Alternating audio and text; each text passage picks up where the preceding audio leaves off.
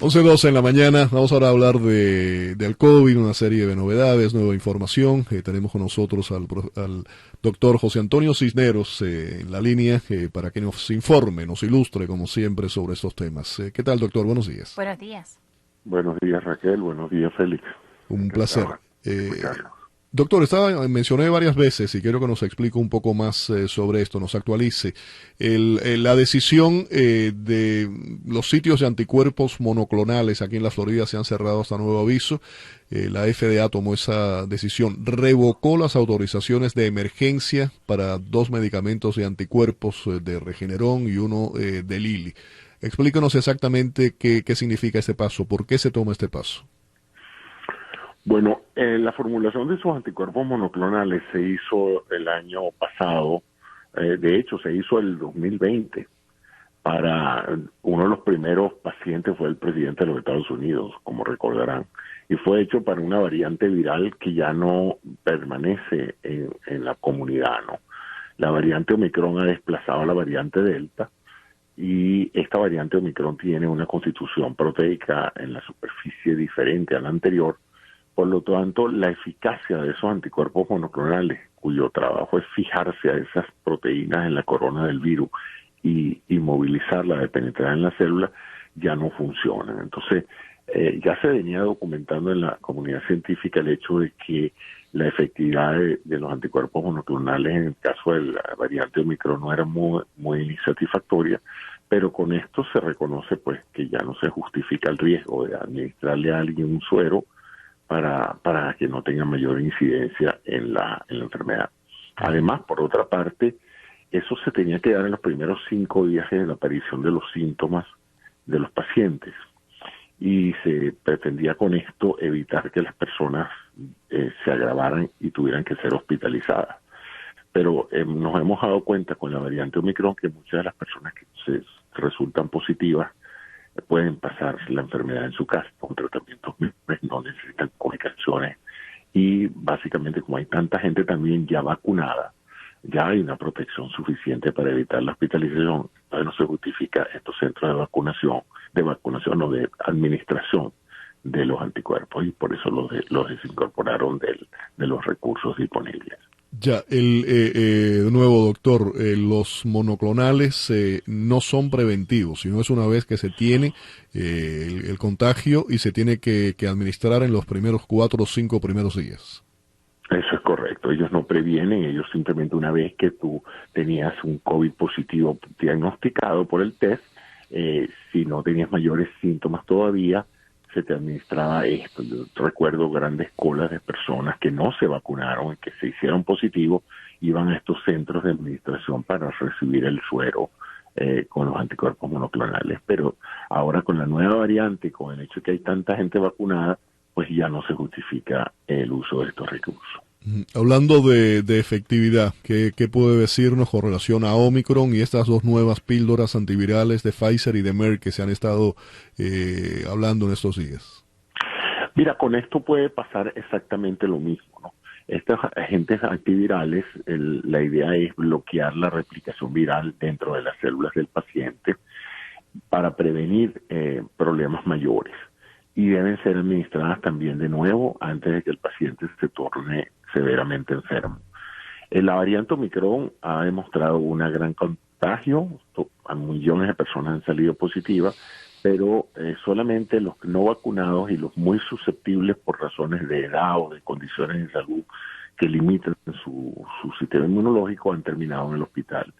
Entonces tampoco está ahora tan justificada el uso de estas de estos recursos, de estas píldoras para personas que están en buena condición de salud, están vacunadas y resultan positivos al test de COVID. Uh-huh. Entonces muchos médicos pues están de una u otra manera también reservando este recurso para personas que se están complicando, porque para colmo en la práctica tampoco han sido tan revolucionarios estos medicamentos, ¿no?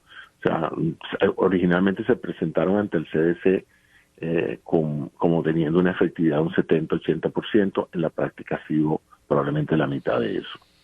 Hablando de Pfizer, Pfizer ha iniciado un estudio clínico para una vacuna que supuestamente es específicamente contra Omicron. ¿En qué etapa está eso? Mira, no sé, ellos le anunciaron para marzo, digamos, tenerlo ya lista para las pruebas. Ahora, este ya es mi observación. Si vemos la tendencia de caída dramática del número de nuevos casos en Sudáfrica y en el Reino Unido, donde vimos que una vez alcanzado el pico de contagio, donde, qué sé yo, 10-20% de la población de Londres ya era positiva, pero muy pocas personas terminaron en el hospital, es probable que para cuando esta vacuna específica para el Omicron esté lista, no haya mucha demanda, en el sentido de que también esta semana se reiteró en el CDC, hay un documento, hay un papel científico que documenta que las personas que han sufrido la enfermedad tienen tan buena respuesta inmune como las personas vacunadas. Eso significa pues que entre la vacuna y el Omicron están inmunizando a mucha gente, y entonces es poco probable que exista una justificación masiva para una revacunación específica contra el Omicron, ya que muchas personas se están contagiando, están desarrollando su propia inmunidad en su casa y no han necesitado vacunas adicionales. Entonces, eso está por verse. Lo que pasa es que siempre es importante entender esto, porque también ya se han notificado en la India y en Holanda una nueva variante del Omicron que está en observación para ver cómo se comporta. Claro. O sea, el virus sigue mutando. Claro. Y doctor, para las personas que no se han contagiado, se está hablando de una cuarta vacuna, si ya recibieron la tercera, ¿cómo va a funcionar eso? Depende del número de meses que haya transcurrido. Acuérdate que si tú tienes una vacuna que te la administraste en los últimos 6 meses, tú tienes un nivel de protección adecuado, ¿no? El hecho de que esté el Omicron aumentando el número de casos no disminuye tu capacidad de respuesta. Ahora, si ya ha pasado 7, 8, 10 meses de que te pusiste la vacuna, si tú eres una persona mayor de 50, 60 años o tienes alguna condición de salud preexistente, es importante que te vacunes. Ahora, si ya te dio el COVID positivamente confirmado por un test, porque esa es otra, hay gente que dice, no, es que a mí me dio el COVID. ¿Y cómo sabe? Bueno, porque me sentí resfriado una semana. Bueno, eso no es confirmación de que eso fue COVID, ¿no? Eso es importante también entenderlo. Necesitas un test de COVID positivo para afirmar que ese catarro o esa gripe leve fue COVID. Ahora, también ahora tenemos preguntas sobre las cifras de esos mismos exámenes, porque están estos exámenes en casa. A nivel del condado no hemos estado dando información sobre las aguas negras y ahora se está usando esa información más porque hay personas que no están reportando estos exámenes. ¿Qué nos puede decir sobre esta información en las aguas negras para las personas que nos están escuchando? Bueno, eso empezó en Europa, donde aparentemente por razones sanitarias con relativa frecuencia capturan aguas hervidas, aguas negras, las analizan y las guardan. Cuando empezó a proliferar el COVID, había necesidad de saber si estos virus habían estado en la población general antes de que ocurrieran los casos, y empezaron a revisar todos esos containers llenos de agua que tenían anterior, y sucede que sí, el virus mantiene en la vía acuática. Acuérdate que esas aguas, ahí va de todo, soluciones nasales, soluciones de la boca, aguas de todo tipo, ¿no? Y según los chinos, pues también hay la posibilidad de que en las excretas se encuentren cantidades significativas o detectables del virus. Esta técnica PCR es muy sensible, en otras palabras, rastros pequeños del virus pueden ser amplificados para ser detectados como positivos, y eso ha ayudado un poco a los epidemiólogos a tener una idea de qué tan prevalente está siendo el virus en una población cuando no se está haciendo pruebas individuales. Claro. Claro, y es nada más que para tener una idea, ¿no?, de cuántas personas se han contagiado. Exacto. Y también cuándo llegó una diferente variante, ¿no? Porque exacto, también se puede encontrar las variantes dentro de esas aguas negras. Correcto, se hizo con el Omicron. Se pensó que el Omicron había surgido de Sudáfrica y los holandeses encontraron Omicron un mes y medio antes en sus aguas hervidas, antes de que Sudáfrica reportara casos, ¿no? O sea que el virus ya estaba de alguna u otra manera en la población, Lo que pasa es que como ha pasado con estos casos de Omicron, muchas personas lo han pasado y no se han dado cuenta porque no se han complicado y no han tenido que llegar al hospital.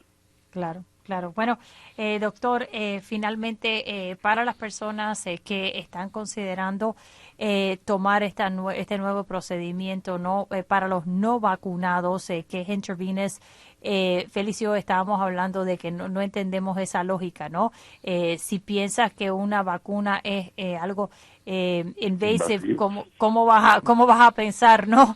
Que algo que se parece a una transfusión claro, es menos supuestamente invasivo. la vacuna debe ser mucho más segura, ¿no? Claro. Hay muchos más Bueno, estudios realizados. La vacuna es para que no te compliques antes de infectar. Claro, y es preventivo. Uno es preventivo, el ya otro no. infectado, entonces también no hay justificación de eso.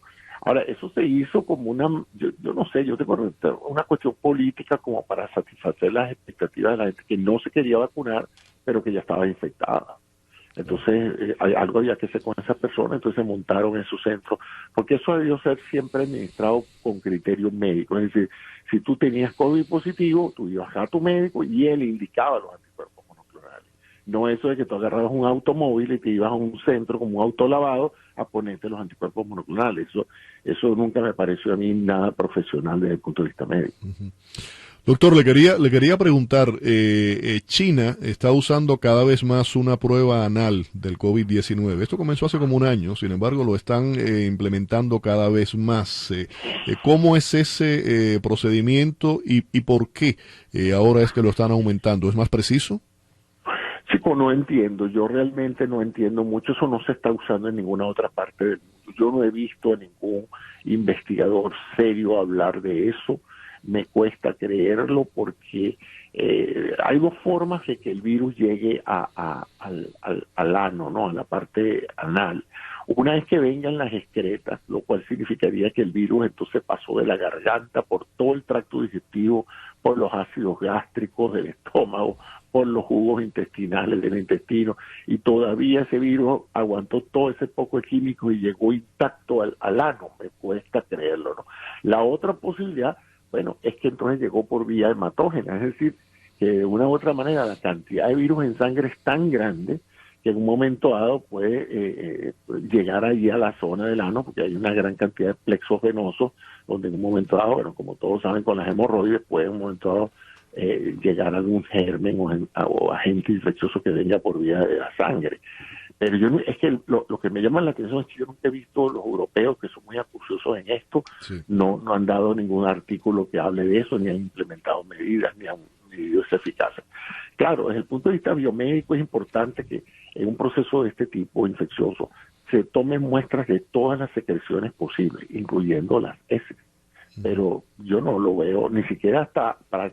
Si cuesta meterle a la gente un hisopo en la nariz, te podrás imaginar. Me imagino. La habilidad de un hisopo en el ano, ¿no? O sea, eso hasta metodológicamente es hasta más complicado y crea problemas adicionales de asepsia y antisepsia para los que vayan a tomar la muestra. Eso es un desastre por todos lados que lo vean. Gracias, doctor, por haber estado aquí en el programa. De acuerdo, gracias, doctor. Solo a los chinos se les puede ocurrir. El doctor José Antonio Cisneros acompañándonos aquí en Hoy por Hoy.